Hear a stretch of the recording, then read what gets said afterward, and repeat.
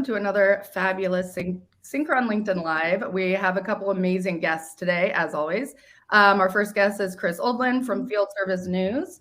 And then we have Professor Sean West, Dr. Professor or Professor Dr. Sean West from Eastern School of Engineering. Thank you, Justin. However you prefer. We also have our Syncron folks, Eric Shellstrom and Justin Konopask. So this should be a really excellent conversation. And today's discussion will be around the latest white paper that was published with Syncron and Field Service News titled Circular Economy and Servitization, Two Trends That Will Redefine Field Service. I don't know, decide. I'll post a link in the comments section so everyone joining can get their copy.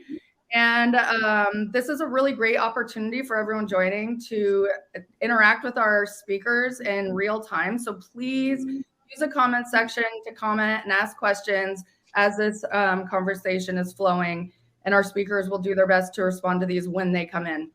With that, I will pass it on to Chris. Thank you. Thank you so much, Justine, and welcome everybody. Good morning to those from the States. Good afternoon to those in Europe here. Yeah, so we're going to kind of just have a bit of a, not quite debrief, but a wander around this topic. My preface on the paper that I kind of noted in is, and I'm sure all of you watching as senior field management professionals will know that our world revolves around this mission critical environment. Most days are different, and our focus is, how do we make sure the customer is delighted? How to make sure we're managing costs, how to manage to make sure that we're managing the resources in terms of personnel and everything else to make sure that we got successful service operation. And now, if our job wasn't even more complicated enough, we now got additional regulatory pressures around ESG. We've got the fact that actually sustainability goals do help us save the planet, which is always a nice benefit. And so we're starting to revisit some of these conversations around terms like circular economy that are becoming much more prevalent. What's really interesting for me as somebody that's been writing about servitization for an awful long time is how neatly these two worlds of sustainability and servitization, put my teeth in, actually dovetail. So that's kind of the preface of where we're going for the conversation for the next hour or so. As Justine mentioned, and anyone that's watched any of my work or joined me on my sessions at the Field Service News, I tend to like to keep things as informal as possible. The idea is that this isn't a set presentation with lots of glossy slides. I'm very, very fortunate to be joined by three people who I know well and know all of know the insights that we'll be bringing out. So it'll be a really good conversation.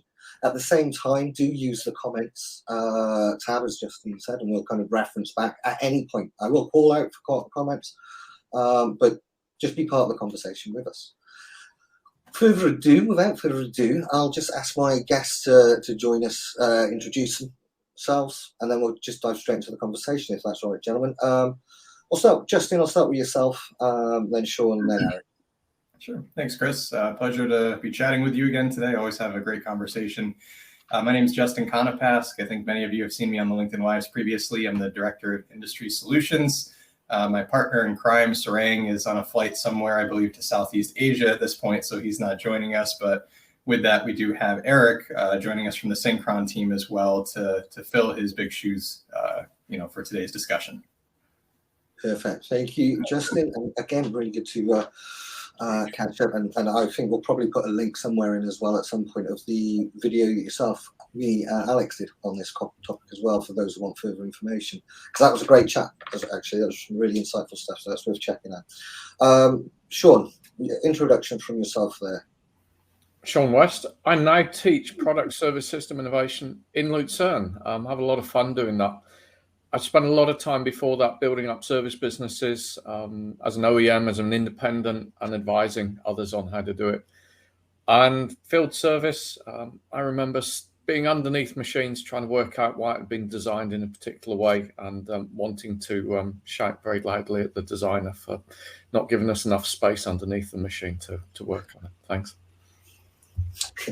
Yeah, I can. I'm sure lots and lots of people in the audience right now, and most of us on this, are all nodding our heads in agreement at that point as well. Eric, final point to join us in. So make your statement. Tell us all about yourself, sir. Perfect. So, of course, my name is Eric, and today I'm trying to replace Sarang, but normally I'm a director of our consulting practice at Syncron. So I work every day with our customers, trying to help them implement their sustainability and servicing strategies using our digital tools. So this is something that I hear coming up more and more in all our discussions on a daily basis, specifically when it comes to how we can be more circular and how we can, take a bigger grip on this. So here to give a little bit of reality into the conversation as well.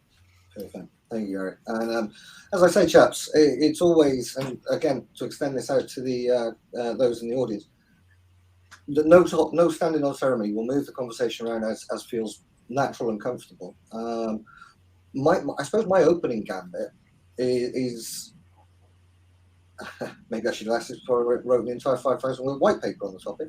But I'd love to hear your guys' thoughts on this understanding that I've kind of walked into and kind of have done the research and looked at it. That we've been seeing servitization start to get this momentum across the last decade or so. And I really, really see how these two worlds sit, and gosh, pre-pandemic, I was working on a various number of kind of outlines of where the industry should be looking at. And one of the things that I really struck on was, it's almost, the phrase I was using was almost the green dollar, because so much that we want from, that we've been asking for as service leaders in terms of the investment in helping us to deliver great service, is actually the byproduct, right? Is its greener service as well. So I see these really two well aligned, but I'd love to get your initial overview thoughts on that. Sean, maybe I'll start with yourself this time. Yeah, you've taken me back to before the pandemic, BC. There was a world there. There was a world, and I seem to remember having a lot of fun there, because one of the things we used to do was get on a plane and we'd go and see things and we'd do things. And we did a study during, it was with some guys from Voight, we did a study on how it changed things and building resilience out of it. And suddenly people started to use mobile phones. I think that was quite cool, actually, because it forced some of the, I'm going to say, rather than circular economy, sustainability aspects of it. Yeah. And I think one of the interesting things for me was, how do we engage with the owner operator, their technicians, to do stuff that we would traditionally do by sending people out to the site.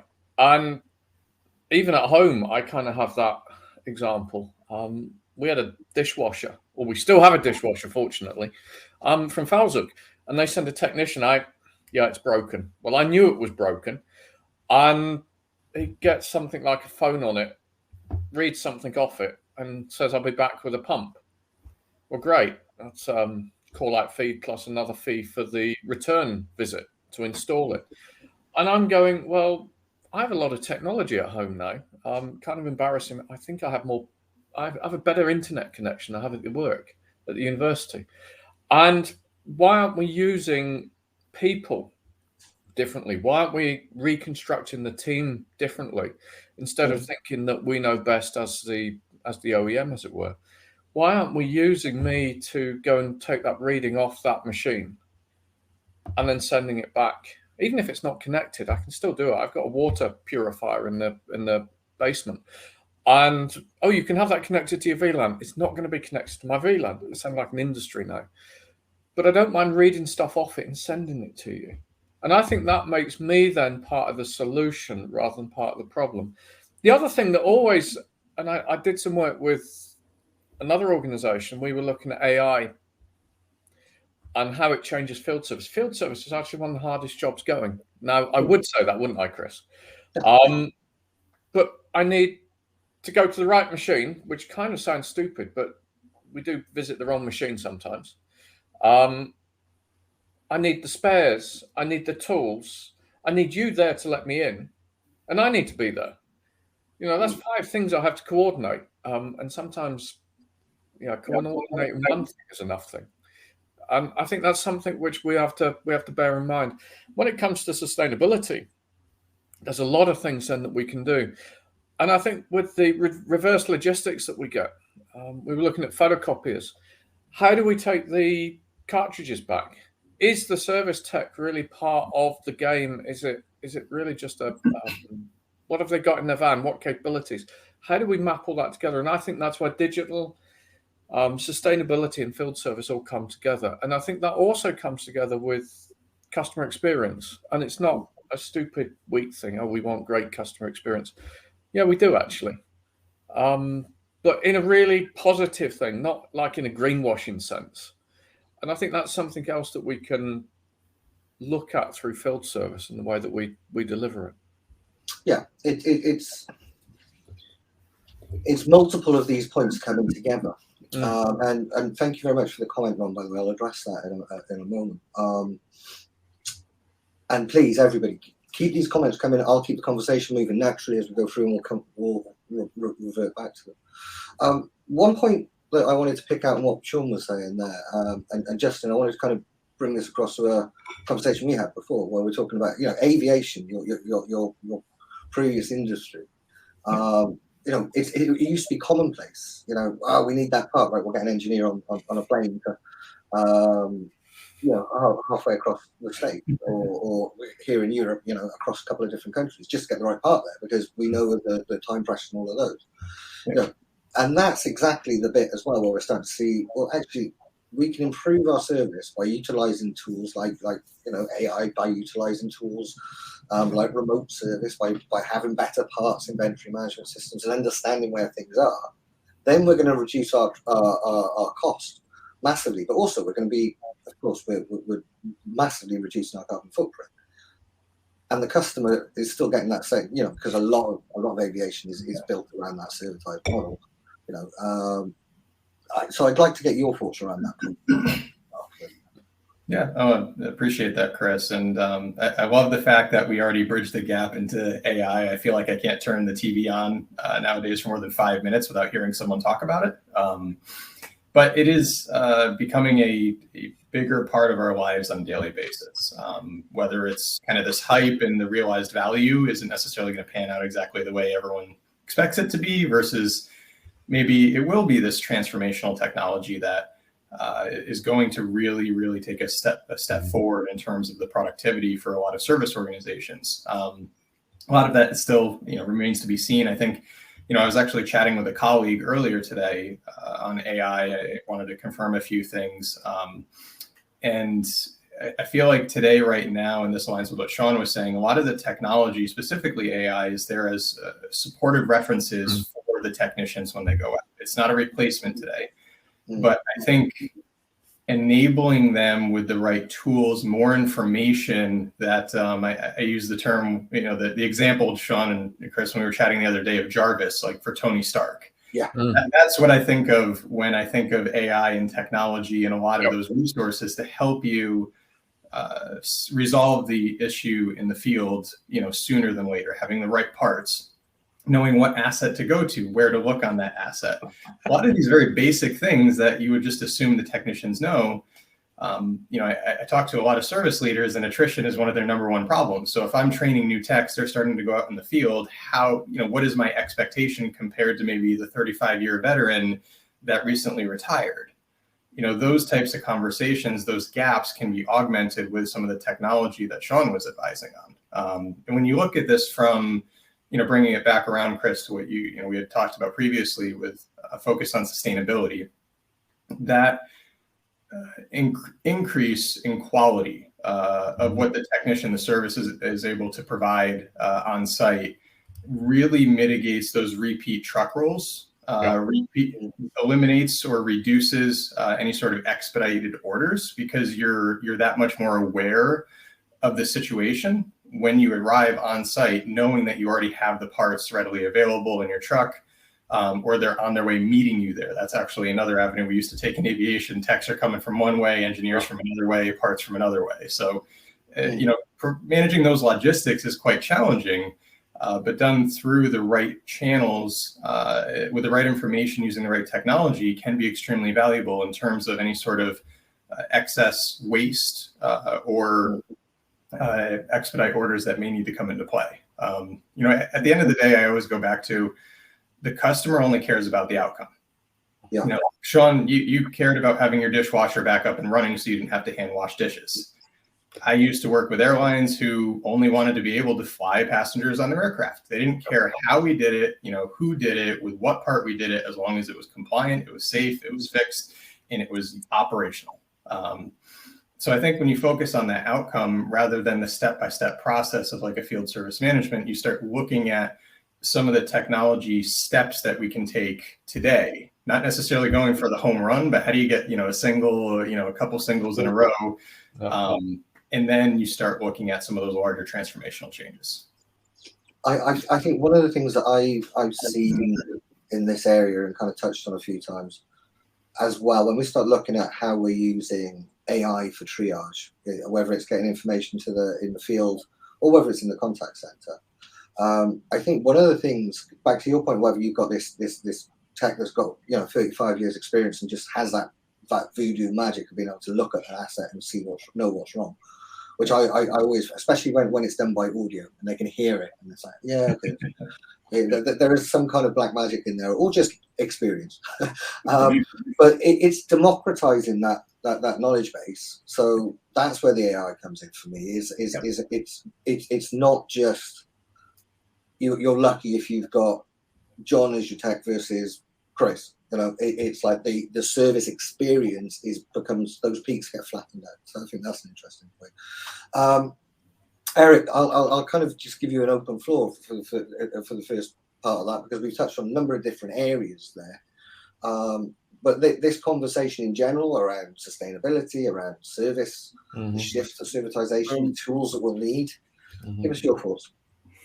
So there's a couple of things that that I've started to reflect over a lot, and that's, you know, when you thought about circularity, and, you know, Justin, you'll appreciate this if you think back to your days in aviation, but circularity was, you know, especially when you think about an exchange flow, right? It used to be more something that happened out of necessity, either lead time necessity, cost necessity, or just, you know, this scarceness of, you know, parts. Right now it becomes more of a, you know, a choice, something people desire, right? And it becomes something that you can motivate, and also almost a premium to an offer by saying that it's not only that it's as good as something was new, but it's almost something that's desirable as an outcome, right? And I think that, you know, if we look at other places, so for example, mining and construction, where we work a lot at Syncron, we today see many of these instances where there's so many contributors across the service chain that it's hard to, even though that the customer is looking for a sustainable and an easy to buy solution, that it's hard to tie everything together, and that it sometimes needs, you know, a more of an overarching alignment, because it might be so that the service provider that executes service on the behalf of the OEM, he actually makes more money on there actually being a breakage. And maybe the service provider that fixed your dishwasher, Sean, maybe he got an incentive to in some way to not be able to fix it at the first visit. Maybe there's more business in that model. And for me, this is a major barrier that we need to get over, where we need to start putting the customer first and thinking about that there is a lot more in this complete service chain to capture rather than the transactional cost of doing service, right? Yeah. And looking for something that I, for example, think is very, very interesting is, one of our, customers in the compressor industry. They have gone a long way towards making sure to elevate this, level of service offering that they have. And instead of, seeing that there's more money in something breaking, they see that there's more money in more services, like, for example, an energy optimization service that you could do on top of the actual preventive service that you've done, because when the customer is happy, there's that opportunity instead. Yeah, and it's God. Sorry, Sean. Did you want I wanted to pick up on what Eric and Justin had said. I think the outcome is, what are we trying to do? The experience of having to come twice is, oh God, why? And it really makes you. I have to be at home twice. Now with COVID, it's quite easy with home working, but it's still not really what I want to do. I'm going to challenge Eric and say I don't think some of these companies actually make much money on a ad hoc call out. It seems expensive to me as the consumer here, but I'm not sure that it's good use of their resources. And I think with limited resources and the turnover that we see in some field service areas, it's really not sustainable in terms of my business model. It also, like that customer experience thing, it's not a good thing to have in there. Justin said some important things, and I just want to draw the link back to lean. What is waste within the system, and what is the system really trying to deliver? And I think it is useful to look at the high level thing. Do I want to pay a maintenance contract on my dishwasher? Well, maybe I would, but it's 15 years old, so maybe they wouldn't want to take the risk. Maybe I do want to change it, maybe I don't. And we've got to think about some of these things. But what I don't want is somebody coming twice. I can tell you that's the one I don't want. And I think a lot of industrial equipment is the same. Depending on whether it's really important, I'll operate it till destruction. And I don't care, because that's the best way to run it. And other things, I really, really will take care of it where it's mission critical. And that criticality is really important. The other thing, particularly in field service, that we've got to bear in mind, and this is, it's not a factory. We've got lots of people colliding with each other. And every time we've got people-to-people interactions, we have an opportunity to make break or delight a relationship. And that's not looking at marketing. That is just customer experience all the way through. And that should be good for the person delivering it, as well as the potential customer or beneficiaries in that system. And if we're not thinking that way, we have a problem. Because happy field service guys tend to sell more stuff, not directly, indirectly. And they can be very friendly and provide me with advice on what to do. And they can be some of the best sales guys because they don't sell anything. Yeah. I see Justin going, yeah, that's right, yeah. 100%. I wanted to ask a question as a follow-up there for everyone, really. This kind of sounds a little contradictory, but has your brand loyalty or appreciation for the brand ever improved because something broke and how it was fixed? Yes. Oh, yeah. And it's like you're taking a negative experience there when you think about it. It's not, you are currently down. You cannot use this asset potentially, and you need to wait for service to come. But that experience, Sean, to your point, I've walked away from, car dealerships, and I know the dealers, most likely they have their own, business model and service model that they're running. They're affiliated with the OEM to a certain extent, but they may have their own contracts, their own technicians, their own training programs, etc. But because the experience that I had at the dealership, now I like that brand. Yeah.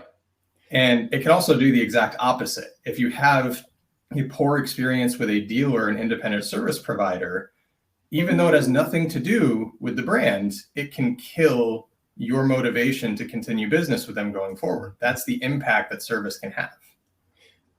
Yeah. And I think there's a great comment that kind of ties into this. And I also like to kind of bring it back to Ron's comment a wee bit earlier as well, because there's a couple of parts here. First of all, I think one of the big dichotomies, I suppose, not quite, but looking for a better word, and the comment here kind of lines this as well. Where is the alignment between what the OEM, what maybe the third party service provider and the customer? Where's the alignment in those needs and those requirements? And the engineer as well. How are all of those aligned? Does that customer want quick? They just want to get back up and running, and they want the issue resolved quickly, which is generally what most of us want. It kind of seems that's going back to there. The other point that I'd like to dig back into a little bit is Ron, whilst you were right at the beginning, he pointed out, some industries are doing this from the service side.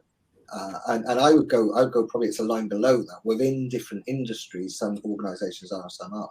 And I think that would be a really interesting area to explore. Is why does certain organisations see this and get this concept and seem to be that best in class, and then others, and I can understand. I think we've got some shared friends, Eric, in the mining and aggregate section, for example, that I've spoken to about these kind of challenges off record number of times, and it's a completely different environment where they can't buy into this more servitized style of business.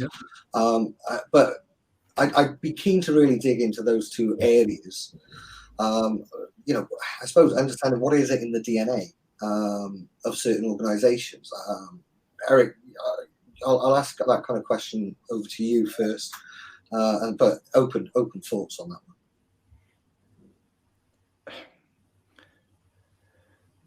So a lot of it has to do with the relationship that a user has with an OEM and who that relationship is facilitated from, right? Because if you think something that has been fantastic for a lot of the mining and ag industries is all of the dealers and distributors that's been close to farmers and operators all across the world, right? And had personal relationships with them and been lifetime partners with them. If you'd come back to Sweden with me and someone will ask you, are you a yellow person or a green person? It's like, do you like the Volvo tractors or do you like the Deere tractors? We even have songs about it, right?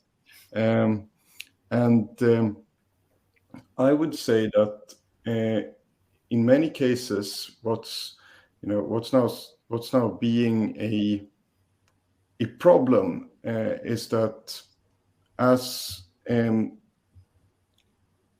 the OEMs are trying to shift to a model where they are trying to deliver a service offering, there's sometimes an issue to see where the party that used to own the customer relationships now sits.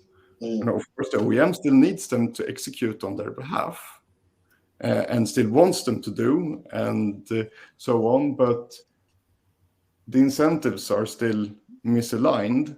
And since the incentives are misaligned, you are not going to end up in this fantastic situation where you can use the onboard telematics in the equipment to its most potential to actually get things changed before they break and have the customer having this fantastic customer experience, because in that model currently it's a little bit vague how the actual dealer or distributor is going to make money from parts and services sales in the same way. And I think this is a massive problem, right? And it's a problem that is close to getting solved, right? But it's such a big shift in terms of where the boundaries of the relationships are, right? And sorry, just one point, and then Sean, I can see you nodding away there, and just one real quick point on that as well. First of all, I'll just bring up Christine's great comment in the points, which really extenuates it. Excellent customer experience has that higher probability of creating evangelists, also known as free salespeople. Empowering field service with that knowledge is critical. Something I absolutely wholeheartedly agree with. It is when we talk about that brand loyalty, when we talk about that experience, that it's going far beyond, and we have to these days in the world where it's much easier to move provider in almost all industries. There are exceptions. So there's this point of, and I think that works from both sides as well. It's not just building the it's the old adage, you say a complaint goes around the world like a million times, whereas very, very few people actually say this was great service. But that is so powerful. But it's also getting that baked into our techs and our engineers as well, of having that pride in being the best in their sector. So sorry, I just wanted to interject that bit, but back to what Eric's point was there as well, Sean. I could see you kind of nodding along quite a lot with some of those comments. Did you want to add to it? Yeah, it's that relationship. I would say trust is really important. And my field service techs, when they turn up, I don't want a sales guy. I want somebody I can trust. And I know they might not even have all the solutions for all the problems, but I trust that they're going to try and do a good job. They're going to keep me informed, and they're going to phone up somebody to help if they're not sure what it is to get resolution. This is why I think some of the AI stuff is actually really cool. I've also seen it, and what Eric said, I've called you in because there's a warranty problem. You've done the work and it isn't working properly. That's actually, you think, oh my God, as an OEM, that's going to cause problems. If you go in with the right attitude and the right approach, we used to turn that into extra work. Yeah. And not go point the finger at them. I think that was the worst one. Well, you should have used the equipment properly. That's not the answer. Doing it in a quite a grown-up attitude, and I think this fits back to some of the OEMs. Some of the OEMs still don't get the idea of service. Service isn't selling spare parts and hours of labor. That isn't service. And we need to get beyond that. We need to be lifting the game, changing the value proposition around that, I think. There's always going to be a call for time, materials, and simple contracts because depending where you are, they work differently. But I don't buy a machine to maintain it. I don't buy a machine to have to get it fixed. But then I know once in a while I do drive something badly and I break it. So I need it fixed.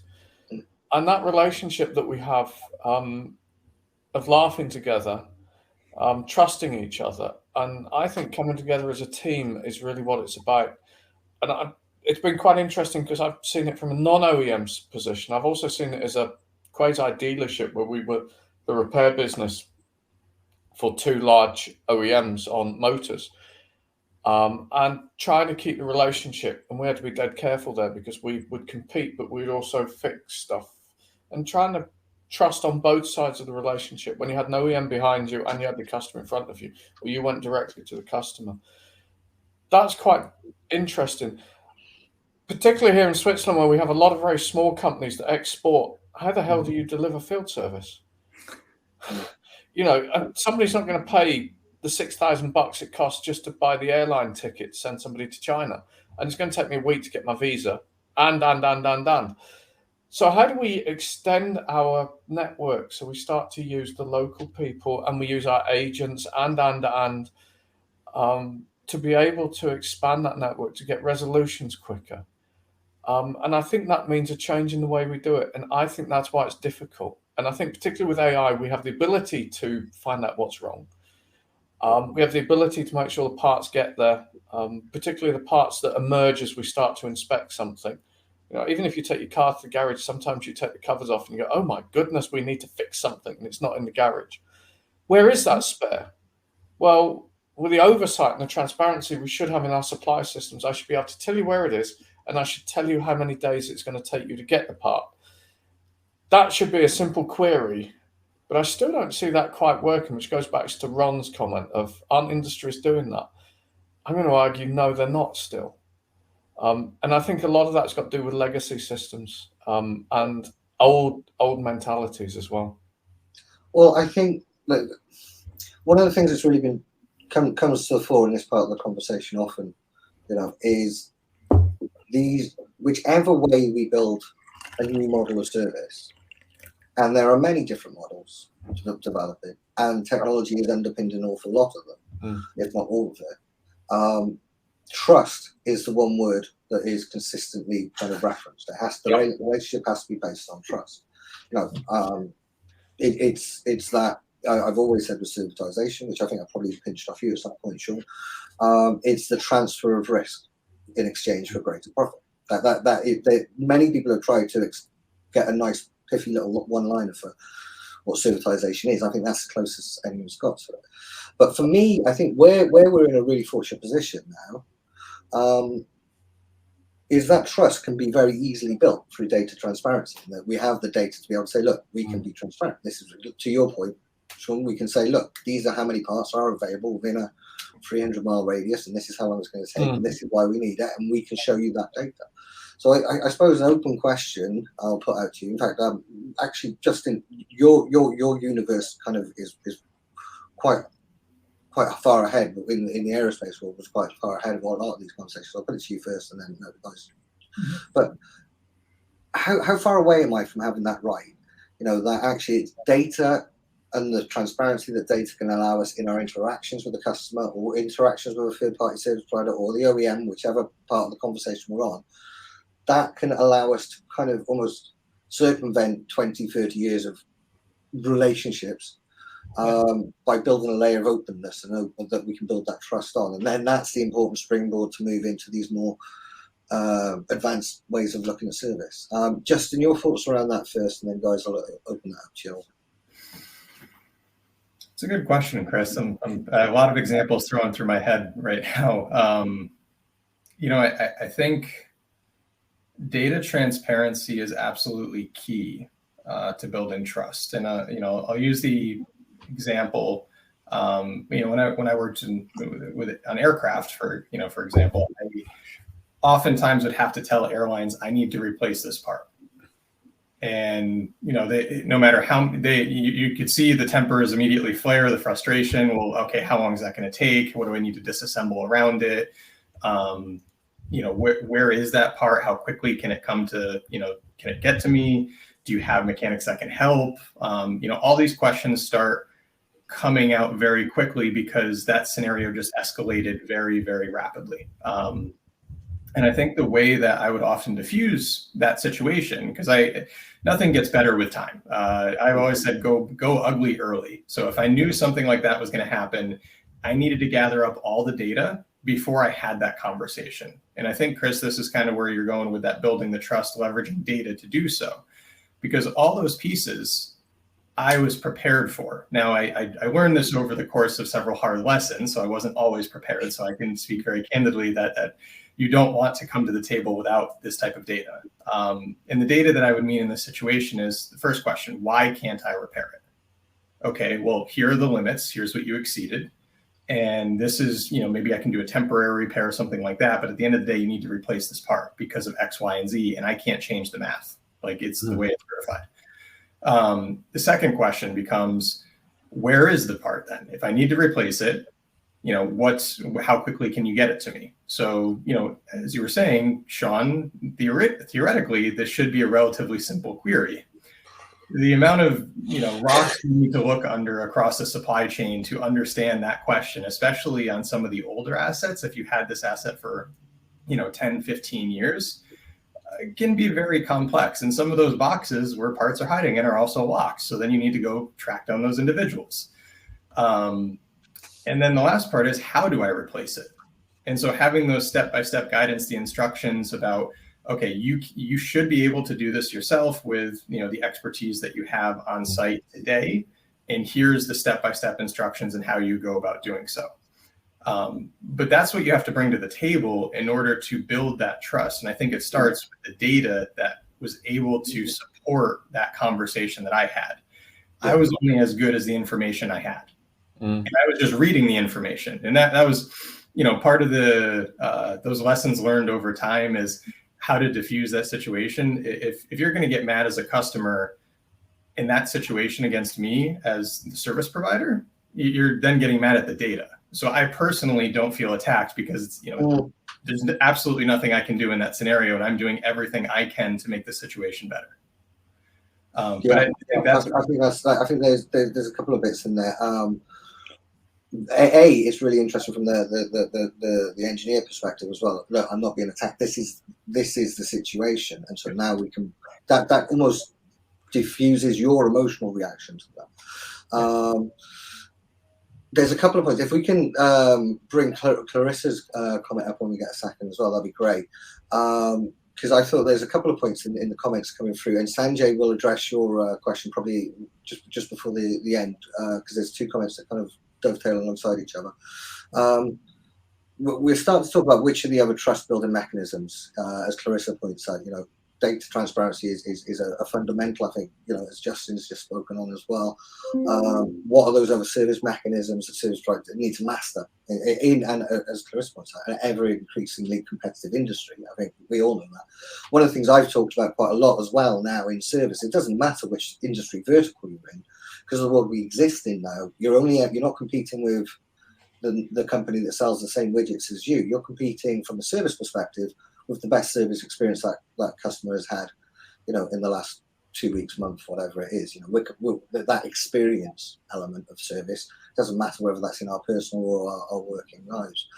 So that's something that I always think should be considered.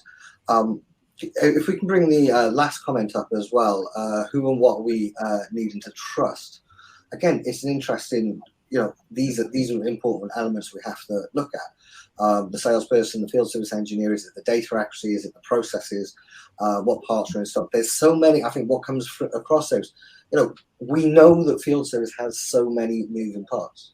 And I suppose to kind of bring this back around to the conversation on technology, that's and the part of the conversation that's on AI, that very much is that's the assistance that we need. It is being able to have that visibility and see these movements, not in the depths of spreadsheets somewhere, but actually being able to surface that information quite quickly and easily now.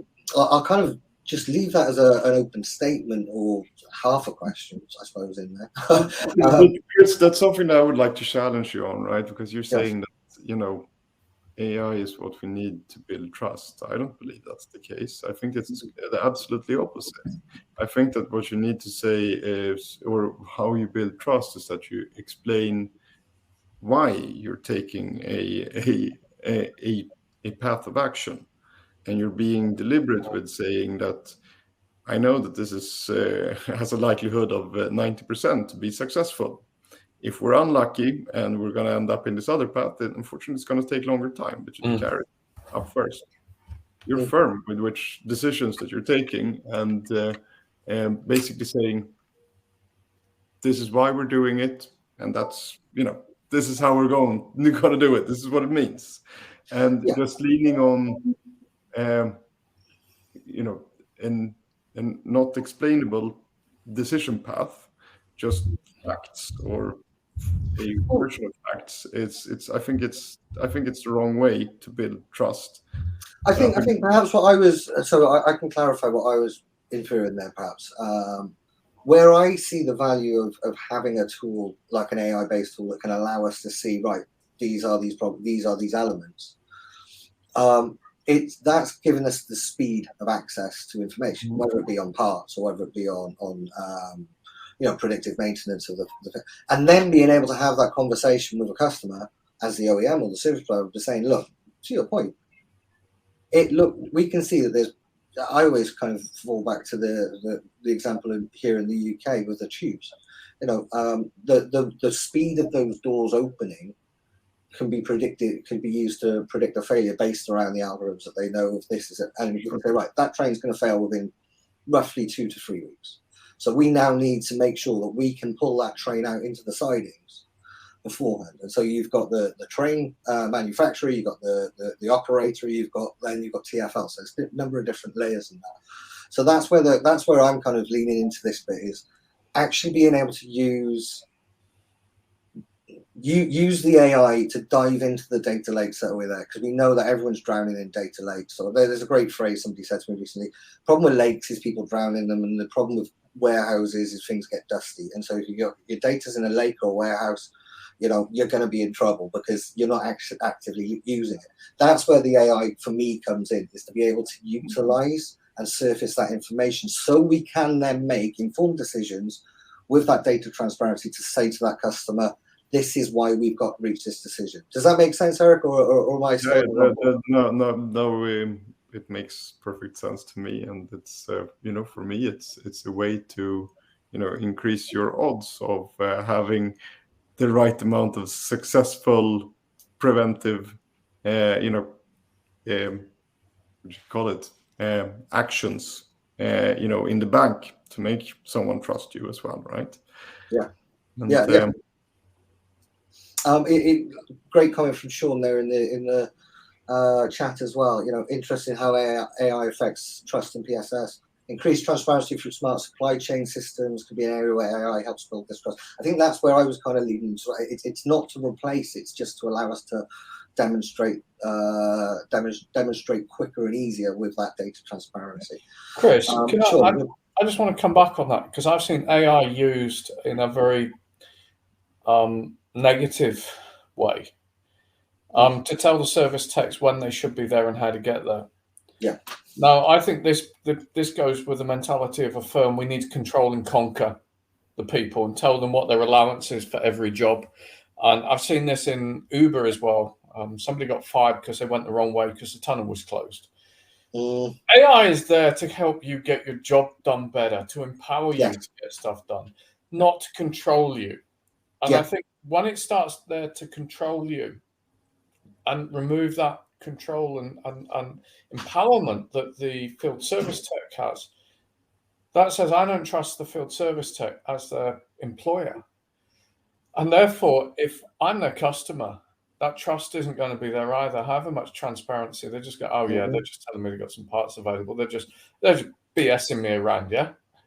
So I think we have to be careful. And I think that comes back with Sean's comment of we can use AI to help me understand the supply chain or whether probability of failure is going to work. I also think that we can use the AI to help find the service tech the answer that they need to a particular problem. Yes. And I remember a particular answer center that we had where it was kind of like phoning up an IT help desk and being told, press Control Alt Delete first. Have you rebooted? Trust me, if you've been in the job for 35 years and somebody's telling you that who's never been in the field, again, there's no trust. Get the hell out of here. And I think that trust hits in different directions. And I do really think that we can use AI to help us know. I'll be honest, I don't believe in AI too much telling me to take a train off the track. I want the basic stuff. When does the train need to be serviced? When's the best time to get it serviced? Those are some of the questions I think we still struggle with. But I think that's where we can help AI to tell us if you take it off there, the disruption will be least for everybody. And then we're talking about the operations of it. And maybe I'm saying that we need to look at it from more perspectives and from a much more human perspective. And some studies on lean have shown that actually the people allow us to be more sustainable if we listen to them and we give them the right guidance. Maybe that's the bit that we're relying on AI on the machine to tell us, when actually most of the service techs I've met are pretty good guys and they want to do the right thing in the first place. Well, there was a really revisiting the pandemic again. I tried my best not to speak about it for the last year or so. And we need COVID again, then, don't we? But I did a series of live streams during the pandemic to try and help the industry really.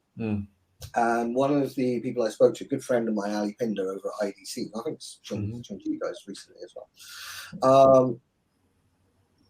And Ali made a really interesting point then, but the reason I reference it is I think it's important to this part of the conversation. He said at that point, it was so important to not look at our field techs as numbers on a spreadsheet, not looking at them as resources to understand their humanity, understand that they have lives going on. Obviously, that was a different context to that point he was making. But actually, within this conversation of AI, it's the same thing. Because we can start thinking, right, well, I've got X, Y, and Z, I've got 300 techs, they're a resource, and I need to move them around like resources. And so then we get into that trap of thinking of that. So then that's where, to your point, Sean, I think we start getting to that point where we start using the AI to tell them what to do rather than to assist them. Yeah. Which is a kind of a deadly schism to fall into, perhaps. Yeah.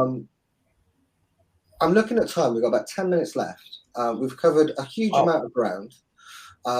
We haven't really touched anywhere around what we were supposed to, but that's the joy of these kind of conversations. But I would like to spend the last maybe 5 minutes looking back at like how this conversation, where those sustainability elements, those green elements can be brought, like I say, where they dovetail. And then I think the very last thing I'm going to do is answer Sanjay's question. I'm actually going to ask Sean to answer Sanjay's question because not many people in my sphere probably best placed to answer that as well as you are, Sean. But Justin, let's bring it back a little bit to this discussion around the benefits of the sustainability side of things. Because we've touched on all of the cool technology today, but there are so many ways where what we've just talked about we could see as reducing that footprint. Whether it's that better parts inventory, whether it's using the information we have to hand and AI just to say, well, we've got 1 or 2 or 3 different permutations, this is the best. I suppose it becomes a fairly easy element of that if we're leaning into AI to look through all of the data, the vast sets of data, and we say, look, one of the other considerations we want is what's the cheapest option, what's the most effective option, what's going to have the minimal impact for our customer, and what's going to be the greenest option. Am I oversimplifying that, or is that where we can start pushing into in this new world? Justin, your thoughts on that first, then we'll just go around the group. I think you're spot on, Chris. And in fact, I just gave a presentation last week at the Gartner Supply Chain Symposium.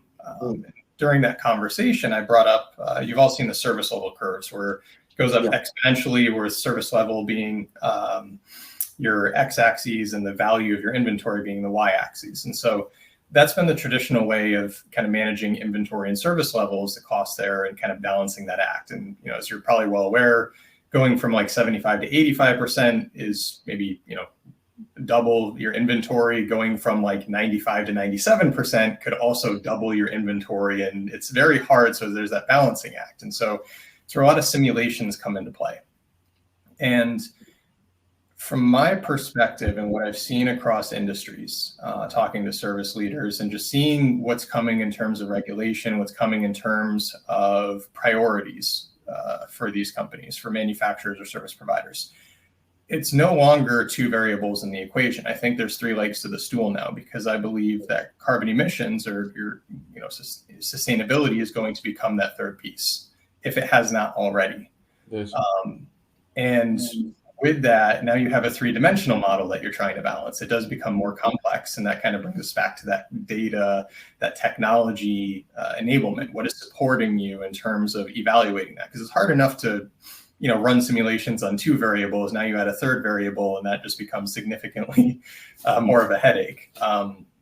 But I think this is just more so just going to become an expectation, where if you're not doing this, now you put yourself at risk from an audit perspective, from a sales perspective. A lot of RFPs or RFIs are actually requiring that you document what you're doing in terms of sustainability or ESG program. And without having this ingrained in your everyday life, and I don't mean, hey, we donated X amount in terms of carbon credits, we planted trees, like it needs to be operationalized. Otherwise, you're going to put yourself out of business because the cost of capital has gone up so significantly over the past couple of years. You can't run the same plays that you did, for the past decade. And so with that, I think that's where I come back to that sustainability, that servitization, the circular economy.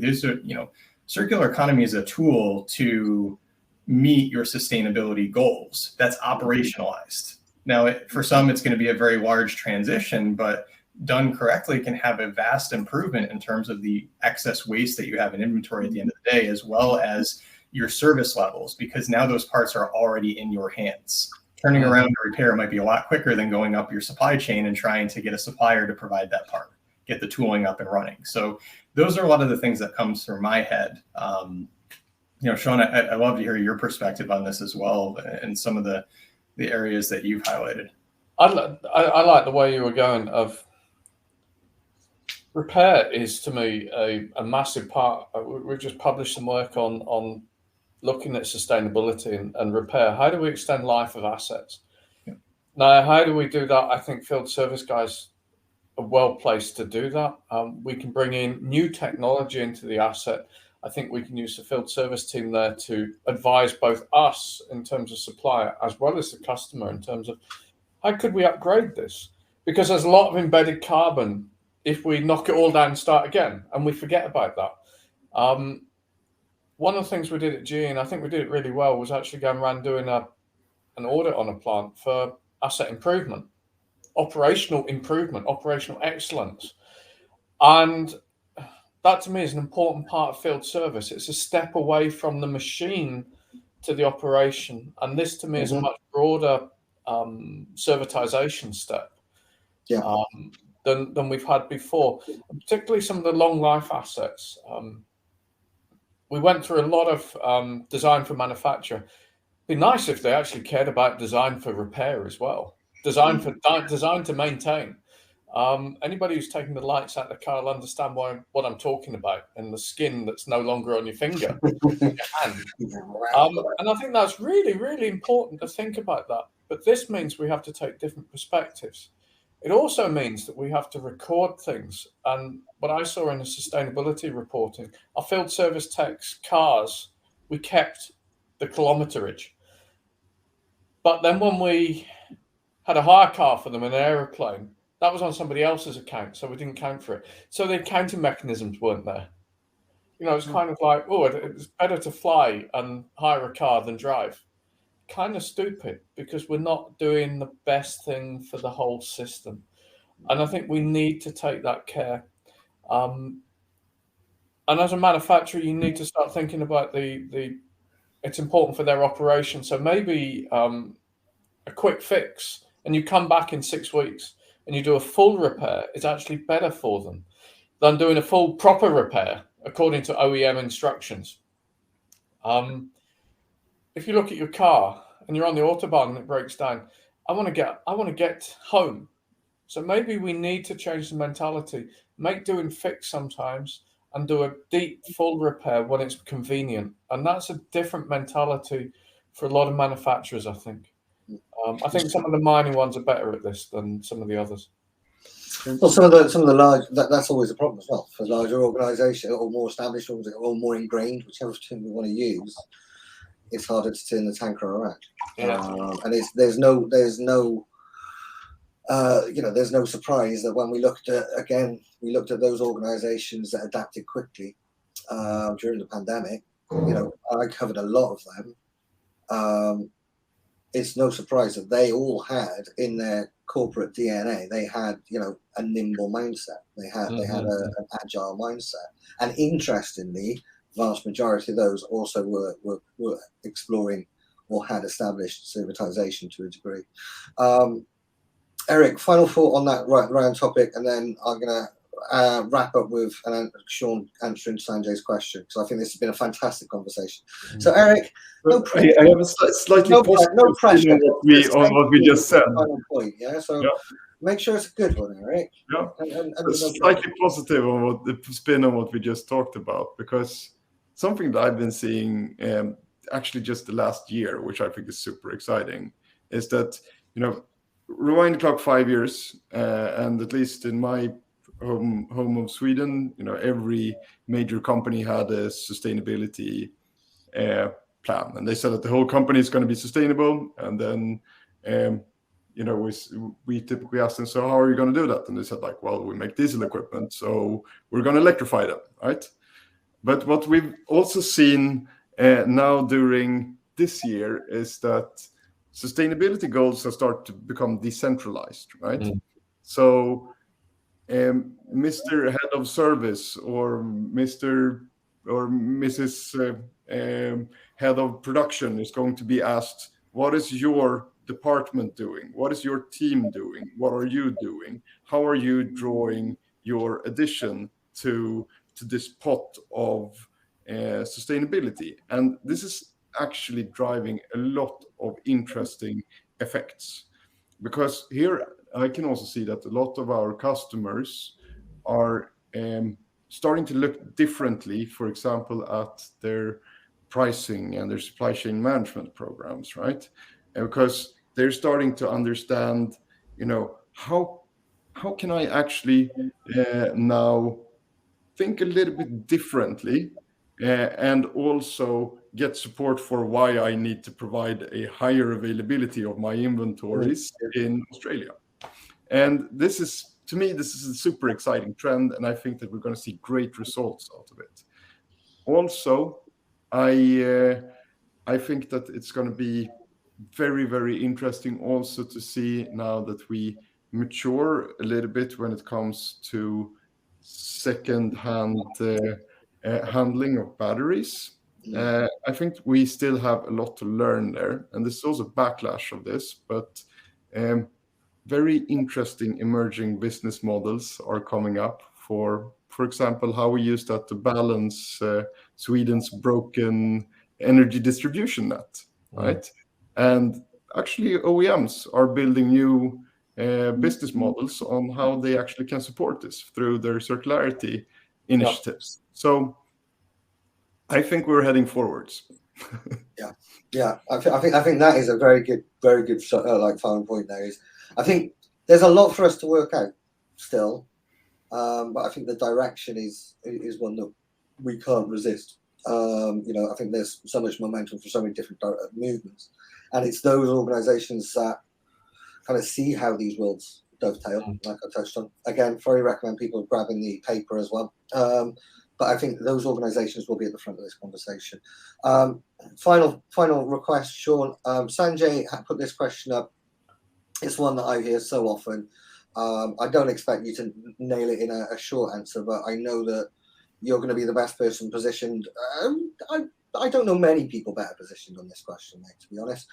How does one motivate and incentivize to change a product sales guide to a servitized sales guide? How do we sell service? And my 2 pence on here would be you have to make sure that you have a challenger mentality, not the fluffy consultative sell where we just repeat back. You have to be able to go in with a challenger mindset. It's a very, very hard skill set to develop. You can't just take one product sales guide and product guys struggle to sell service, let alone servitization. But for me, it's all about that challenger mindset. But Sean, final comment. We've overrun. Right. I've got the next 4 hours to talk about that, have I? You've got about a minute and a half. I've got about a minute and a half. Some of them will never change. Some of them love their list to sell from. You need to move them to thinking about solutions and taking the other perspective, and sometimes not to sell anything. And the hardest one, to be perfectly honest, I'll fire half the sales guys. Brilliant. That might be just a little bit controversial, but I think half of them need to be fired. I would also say probably don't be looking in your sales force exclusively.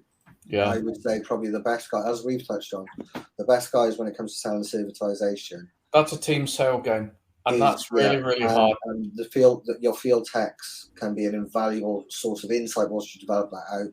Insight, but don't get them to sell stuff. No, but they are there they are the eyes, the ears, and they understand the challenges. Exactly. But that is, as we touched on, an entirely different topic. Thank you, Eric. That's the perfect answer.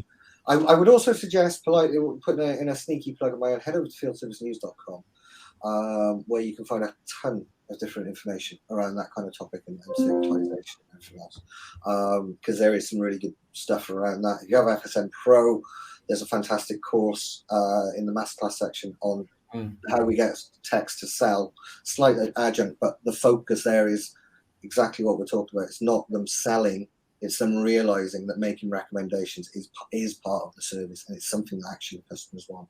So apologize for hijacking the good people at Syncron stream for that, but it is in direct response to Sanjay's question. Other than that, it's just my job to say thank you to everybody. Thank you, first of all, Justin, Eric, and Sean, Professor Dr. Sean West, Eric Shellstrom. I've always been proud of myself for saying that one. You know, as a non-Nordic person, and just do a great job at it. And thank you ever so much to the team at Syncron for allowing us to have the space to kind of dive around this topic, you know, and not be constrained by one different direction. I think that's where we get the great insight, is when the conversation flows. And finally, thank you to everybody that contributed in the comments. Really does make my job very easy as the host to have so many great comments that we can bounce around. So that's it from me. Thank you ever so much, everybody. And I'll hand over back to Justine, and we'll see you all again next time. Thanks. Thanks all. Cheers.